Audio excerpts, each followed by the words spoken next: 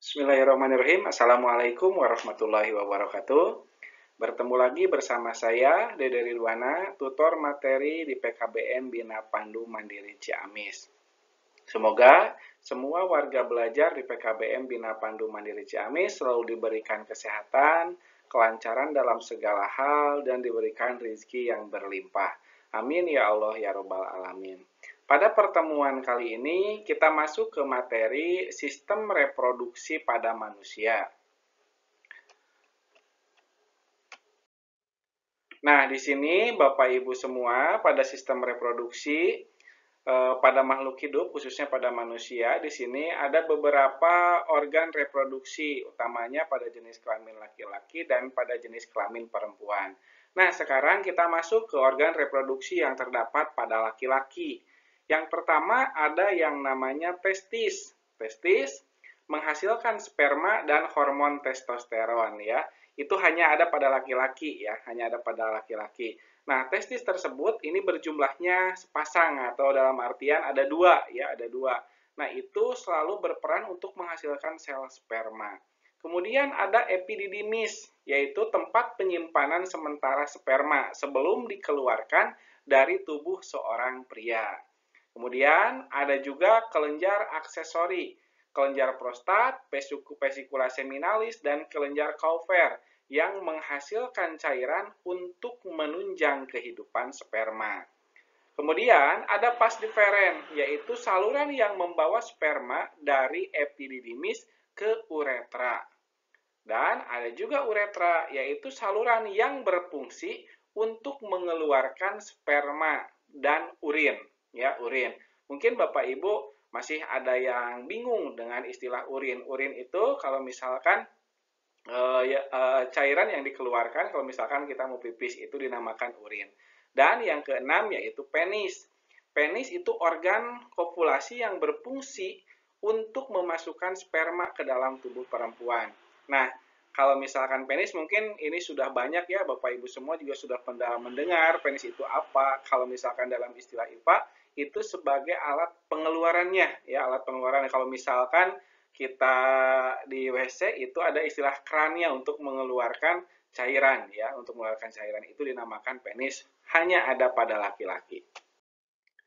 Kemudian pada organ reproduksi pada perempuan, yang pertama ada yang namanya ovarium. Nah, ovarium ini berfungsi untuk menghasilkan sel telur dan hormon estrogen dan progesteron. Ini hanya ada pada perempuan ya Bapak Ibu. Kemudian yang kedua ada tuba falopi, yaitu saluran yang menghubungkan ovarium dengan uterus, tempat terjadinya fertilisasi atau pembuahan. Kemudian ada uterus. Uterus yaitu organ berbentuk buah pir yang berfungsi sebagai tempat berkembangnya janin. Ya, janin.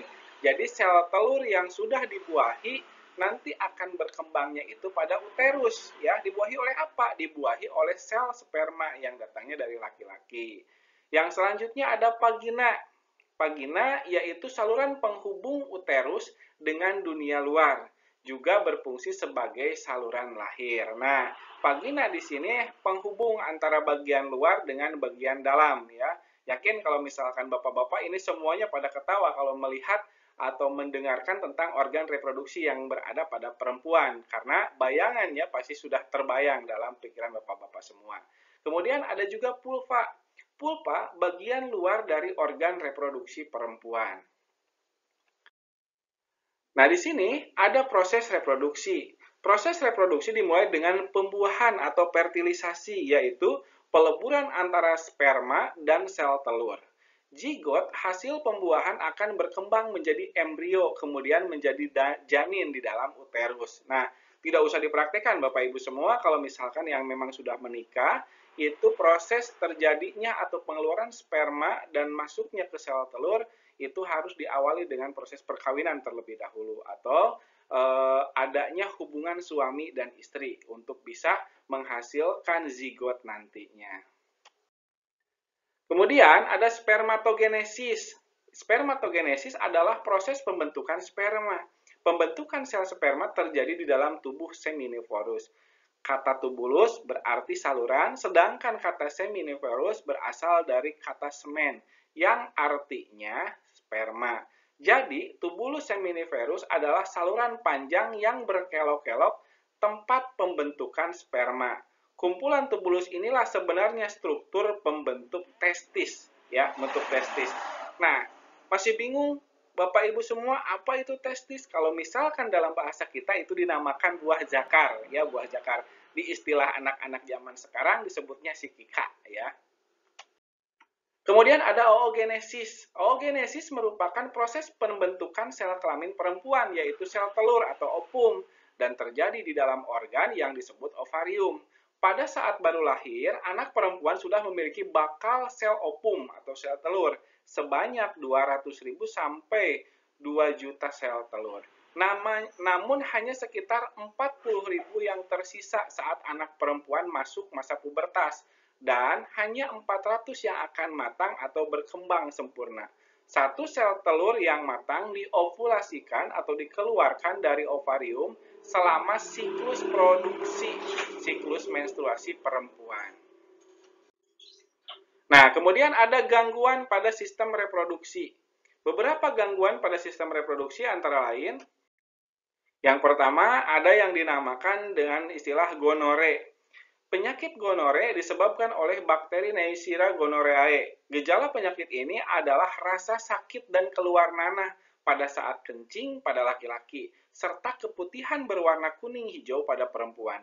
Penyakit ini dapat menyebabkan kebutaan pada bayi yang baru lahir. Nah, gonore ini sering dikenal juga dengan istilah di kita, itu istilahnya kencing nanah, Bapak Ibu, ya. Ini biasanya faktornya ditularkan. Kalau misalkan ada seorang laki-laki yang sering jajan di luar atau perempuan juga yang sering jajan juga sama di luar, itu bisa saja gampang sekali terkena gonore ini, ya. Kemudian yang kedua sipilis atau dikenal dengan istilah raja singa kalau tempo dulu mah, ya. Sipilis yaitu penyakit menular yang disebabkan oleh bakteri Treponema pallidum. Gejala awal penyakit ini adalah luka pada tempat masuknya bakteri ke tubuh, biasanya pada daerah sekitar kelamin. Kemudian yang ketiga ada herpes simplex genitalis. Penyakit ini disebabkan oleh virus herpes simplex tipe 2 yang menyerang kulit di daerah genitalia luar, anus, dan vagina. Gejala penyakit ini berupa gatal-gatal, pedih, kemerahan pada kulit di daerah kelamin. Yang keempat, ada keputihan. Keputihan yaitu penyakit kelamin yang terjadi pada perempuan dengan ciri berwarna putih kekuning-kuningan atau putih keabu-abuan pada bagian vagina. Nah, penyakit ini dapat diakibatkan oleh infeksi jamur Candida albicans, ya, bakteri. Itu semuanya berperan hanya ada pada perempuan saja yang keputihan, ya. Nah, terus ada juga istilah virus HIV atau AIDS, ya, virus HIV atau AIDS. Ini tidak termasuk ke sini, ya, karena virus HIV atau AIDS itu bukan menyerang pada organ kelamin, tapi menyerangnya pada sistem imun tubuh, ya, imun tubuh kita. Jadi banyak sekali sekarang dengan istilahnya ODH, orang dengan HIV AIDS, yang mana sampai sekarang belum ada obatnya kalau misalkan ada orang yang terkena virus HIV atau AIDS.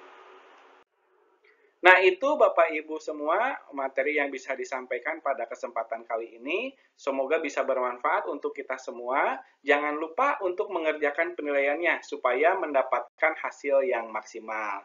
Itu saja akhir kata. Wassalamualaikum warahmatullahi wabarakatuh.